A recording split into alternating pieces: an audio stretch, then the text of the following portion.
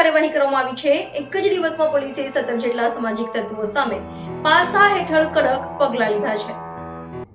Surat police દ્વારા ગુનેગારો અને અસામાજિક તત્વો પર લગામ કસવામાં આવી રહી છે। આજે સુરત પોલીસે એક સાથે 17 જેટલા ઇસમોને પાસા હેઠળ કાર્યવાહી કરી અલગ અલગ જેલોમાં ધકેલી દીધા છે। આ 17 ઇસમોમાં બુટલેગરો, આરટીઆઈ કરીને ખંડણી વસૂલનારા અને સામાન્ય લોકોને ધમકાવનારા અસામાજિક તત્વોનો સમાવેશ થાય છે। પોલીસના કાર્યવાહીથી શહેરમાં ખળભળાટ મચી ગયો છે। સૌથી મહત્વની વાત કરીએ તો પાસા હેઠળ જે લોકો સામે કાર્યવાહી કરવામાં આવી છે તેમાં સુરતના એક કોર્પોરેટર રાજેશ મોરડિયાનો પણ સમાવેશ થાય છે। રાજેશ મોરડિયા વિરુદ્ધ ઉત્તરાયણ પોલીસ સ્ટેશનમાં આરટીઆઈ કરીને લોકો પાસેથી ખંડણી માંગવાનો ગુનો દાખલ થયો હતો।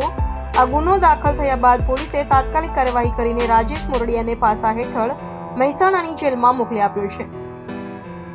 આ ઉપરાંત સુરતનો કુખ્યાત અને આરટીઆઈના આધારે લોકો પાસેથી ખંડણી વસૂલવામાં માહેર લલિત ડોંડાને પણ પોલીસે પાસા હેઠળ ભુજની જેલમાં ધકેલી દીધો છે।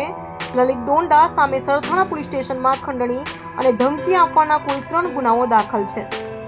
પોલીસે માત્ર ખંડણીખોરો પર જ નહીં પરંતુ બુટલેગરો પર સકંજો કસ્યો છે।